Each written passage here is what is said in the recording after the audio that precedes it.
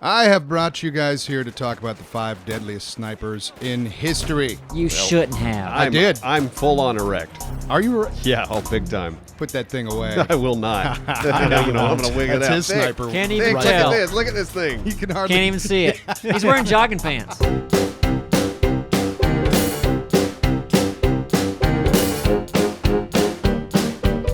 So this is my list. Thanks to MugsTV, I've got good sniper footage to go underneath this. What was wrong with your sniper footage?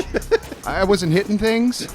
Oh, okay. It's not fun to watch. But I will say this, that Muggs is the #1 ranked sniper in Battlefield in the USA. So there you go. He's Well done, qualified. Muggs. He's qualified to provide the footage. Thank you, isn't sir. he? Number 5. Man by the name of Rob Furlong. Canadian sniper from Newfoundland. A corporal with the 3rd Battalion, Princess Patricia's Canadian Light Infantry.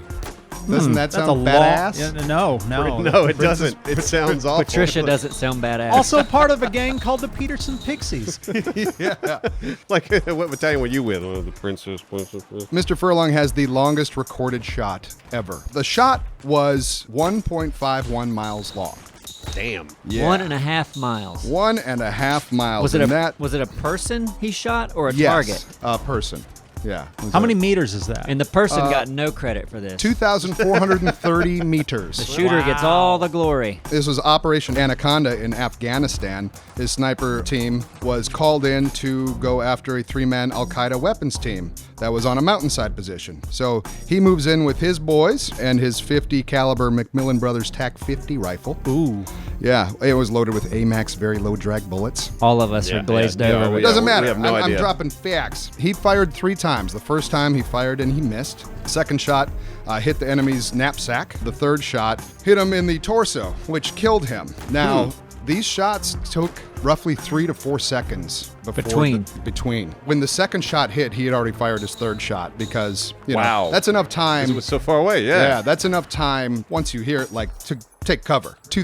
2,657 yards for those that don't know the meter system. Longest sniper kill in history at the time. After Operation Anaconda, the U.S. Army awarded Furlong the Bronze Star for his display in combat. The U.S. Army did. Yes. They give awards to Canada. Well, I mean, they were working jointly. Okay. Yeah. Well, So- did Canada give us awards? I would hope so. Yeah. Yeah. Yeah, Rude right? not to. Princess We're doing Patricia Awards. Yeah.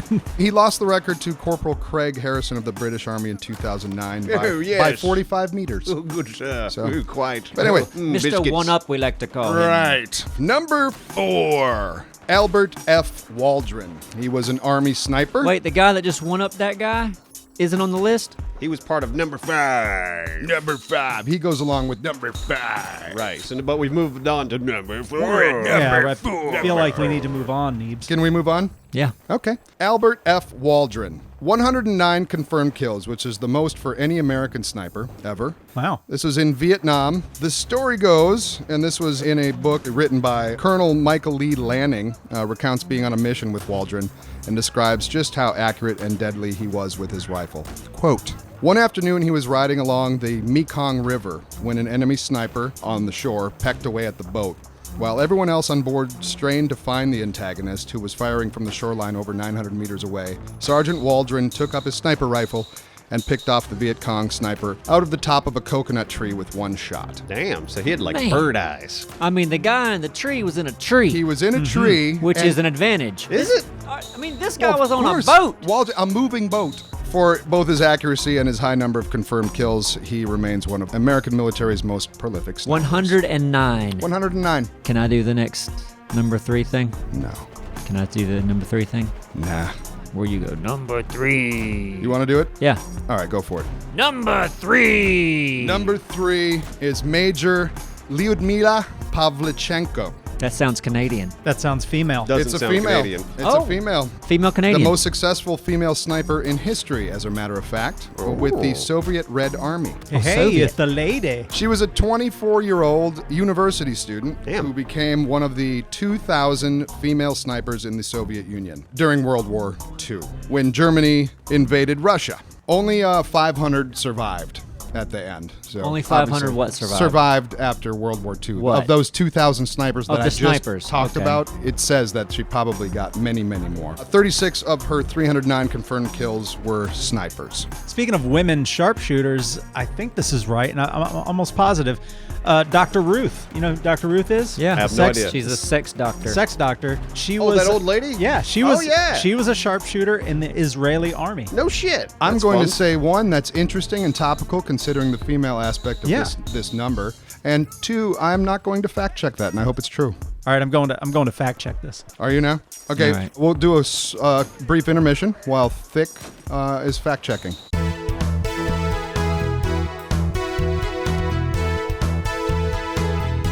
Oh, guys, Yeah. at 16, the orphan girl, Dr. Ruth, moved Orphan to, girl. She was The inspiration Orphan. for Annie. Like little Annie?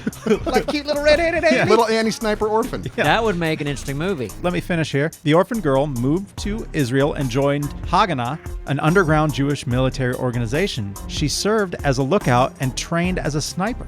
She said she never killed anybody. Okay. So while not killing people, she realized how much she liked talking about sex.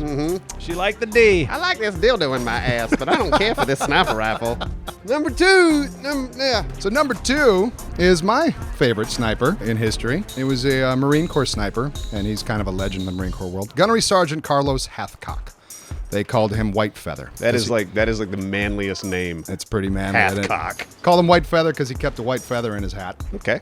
Except for one mission, and I will get to that. And also, I shot competition against his son You did not. in Marine Corps matches. Neat. Yep. His Get son right outta was here. in the big Marine Corps team, like their top team, and I was a competitive shooter for our Did you battalion. beat him? I came very close to him, which made me feel good enough. Did he? I When he did all says right. that, he came close to shooting him. Totally missed the No, I target. got and kicked almost- off the range. Yeah.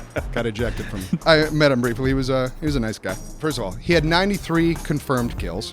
The Vietnamese army put a $30,000 bounty on his life for killing so many men, and rewards put on U.S. snipers were typically $8. Ooh. So he definitely pushed some buttons. No shit. They did not like the To Hathcock. go from $8 to 30 grand. Damn. A couple of the things he's known for. One is the most famous shot in sniper history, which was the whole firing 360, around. no scope. Not that. That's great. He fired around over a very long distance, which went through the scope of the enemy sniper. Hit him in the eye and killed him. So That just like you saw in is- Saving Private Ryan, Roland Burke was his spotter. They were stalking the enemy sniper, which had already killed several Marines, which they believed was sent to kill Hathcock specifically. When Hathcock saw the glint of the enemy scope, he fired at it in a split second, Oh, man. pulling off one of the most precise shots That's in why history. you keep your little gun up until you're ready to shoot. Hathcock said the only way that this was possible was if they were both aiming at each other's scopes at the exact same time, and he just happened to have fired first. Wow. Although the distance was never confirmed, he knew that because of the flight time, it would have been easy for both snipers to kill each other. The White Feather was synonymous with Hathcock because he kept one in his hat, and he removed it once for a mission. And this mission was one he volunteered for, but he had to crawl over 1,500 yards of enemy territory to shoot an NVA commanding general. He didn't get information until he was en route. It took 4 days and 3 nights without sleep of inch-by-inch crawling. One enemy soldier almost stepped on him. At another point, he was nearly bitten by a viper. He finally got into position and waited for the general. When he arrived, Hathcock was ready. He fired one round and hit the general through the chest, killing him. Soldiers started to search for Hathcock, and he had to crawl back to avoid detection. They never caught him. Nice. That's awesome. That's intense. Yeah, Yeah. like 4 days of crawling. 4 days, 3 nights of sleepless, inch-by-inch crawling. And keep in mind, you're just pissing and shitting. You know, it's not like you're going off to the side. You're staying right there and just, you know, that's the Yeah. old school ghillie suit. I think I could pee okay. Yeah, peeing would be fine. Dropping a deuce. You might not poop that whole time. Yeah, you might not. Getting him out of there, the chopper pilot's probably like, God, I hate always- picking him up after a He long hated mission. picking up. God. Oh, God. Mr. Poopy Pants. Thick, do you want to take the number one? Yeah. Number one. Ooh, I'm erect again. bad. There we go. Can't tell. This motherfucker, Simo Hayha. nicknamed White Death. Fought for the Finnish army during the Finland-Soviet Union Winter War between the years of 1939 and 1940. He fought for roughly 100 days. Got at least 505 confirmed kills. Damn. Man. With a Mosin Nagant rifle using only iron sights. What? And recorded the most confirmed kills as a sniper in any war ever. He did log in 200 more kills with the submachine gun. So during the conflict, he endured freezing temperatures, up to negative 40 degrees Celsius. He was basically on his own all day, most every day, in the snow, shooting Russians for 3 months straight. At first, when they found out about how many of their soldiers were dying, generals were like, well, it's war. But then they found out that it was one person responsible for them, so they took it a little bit more seriously. And at first, they sent in a sniper after him. Of course, he died. Then they sent in a whole sniper team, and he took out all of them. Damn. And then they sent in an entire battalion. They took casualties and still couldn't find him. Eventually, they ordered an artillery strike, but still didn't kill him. And this was his neck of the woods. He dressed completely in white camouflage, used a smaller rifle to suit his smaller frame, being he was 5'3". He was used hacking. the iron sights to present the smallest possible target, because a scope is a target. So that was his reason for using iron sights, and he must have been obviously damn good with that. He compacted the snow in front of the barrel so as to not disturb the snow when he shot, which could reveal your position. Mm-hmm. And he also kept snow in his mouth so his breath didn't condense and reveal where he was. How'd he not freeze to death? I mean, he must Snow have been... in your mouth and it was He's freezing. just a frickin' beast. Yeah, that's you know? insane. Eventually, he was shot in the jaw by a stray bullet Ouch. during combat on March 6, stray 1940. Yeah, and it fucked up his face. I've seen pictures, yeah. Yeah, half of the soldiers that picked him up said that half of his head was missing. He didn't die, however, and regained consciousness the day peace was declared. 705 total confirmed kills, all in less than 100 days. Man. Jeez. Yeah, that's number one. Top 5 Deadliest Snipers. That's my list. Yeah, I enjoyed it. That kind of pinpoint accuracy. That's a tremendous Can't skill. imagine. It's like, I've never been in a war, never want to be in a war. You might have changed your mind if you were in war alongside Dr. Ruth. Maybe. She'd have a dildo up your ass. Just want to say thanks again to Muggs for providing the awesome footage. Yeah. 'Cause he's a badass sniper. And go ahead and check out his channel, MugsTV, It's in the description box. on Twitch. Take